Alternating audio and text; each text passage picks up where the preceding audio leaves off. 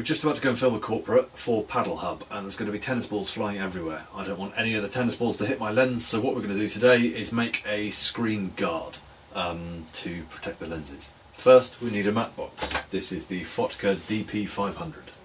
Seems like there's loads of knobbles to hang some elastic around, so I'm going to get some Perspex, stick a Perspex sheet over the front of it, and then if any of the tennis balls fly in, they can hit the Perspex first. As with any of my creative projects, it starts with a trip to the shops. This time we went to Biltema because I think it might be the cheapest shop in Turku. 30 by 30 by 2 mil, €4 30 cents. Let's buy 3 of them so that we've got some spares. So here we have our Perspex. It's 2 mil thick. I was wondering whether if I made it thicker would it be stiffer and therefore bow less, or if I make it thinner is there less plastic to get in the way of the lens. Obviously there's going to be chromatic aberrations, there's going to be some stuff in front of a very nice expensive lens. We're sticking some cheap plastic in front of it, but I'd rather break the cheap plastic than the expensive lens.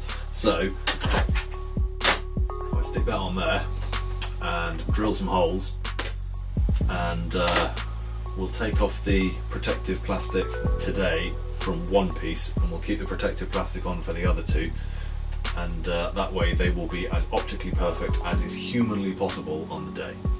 Right, so proof of concept. So I marked it out on the protective plastic. You can draw as many lines as you like and just peel it off afterwards.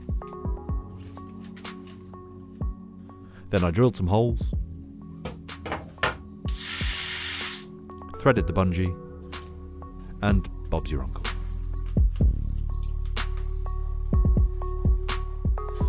Now let's go and find out how much damage it does to the picture. We are going to rip off all of this gubbins and see how optically perfect it is.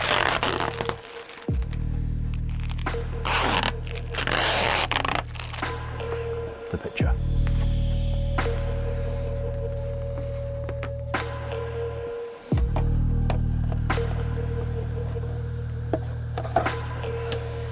One of the problems with Perspex is just how much dust it accumulates. But that looks a combination of wonderful and ridiculous.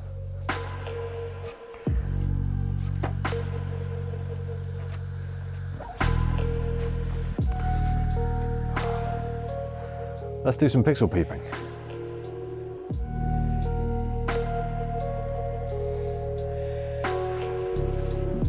Now the keen-eyed amongst you will have noticed that I hadn't put the lens bag on the back of the matte box, so there was a great big ring of light reflecting on the piece of Perspex.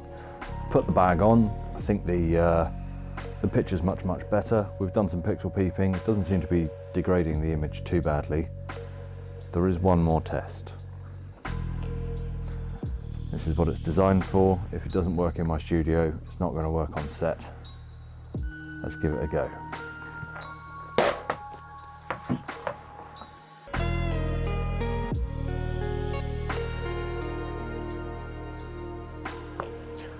Next stop, Paddle Park, Turku.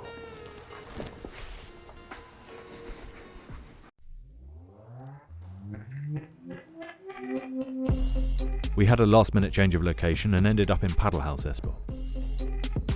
Mostly because we could get access to the best players in the country. This is Mux. He's the best in Finland, I'm told. Although he was classy enough to let someone else tell me that. Because we knew the shot was short, we could be a bit more precise with the framing. We're shooting 120 frames a second and superimposing the racket branding on afterwards.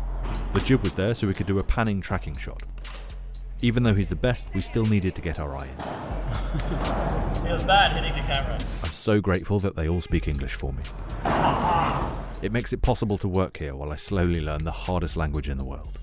Come to Finland, it's brilliant. So the ball smashed the Perspex into many pieces, but I'm so glad it wasn't my lens. What you can't see behind the scenes is the crowd that we've drawn. It seems I like to make a spectacle. So it works. This is why we make screen protectors and lens protectors. Thank God I brought spares. This is absolutely incredible.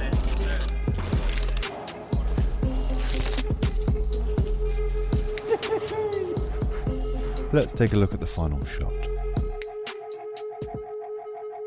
The whole point of this shoot was to make some poster frames for the Paddle Hub website. Basically moving photos that don't draw the eye too much from the content. There's a link in the description, of course.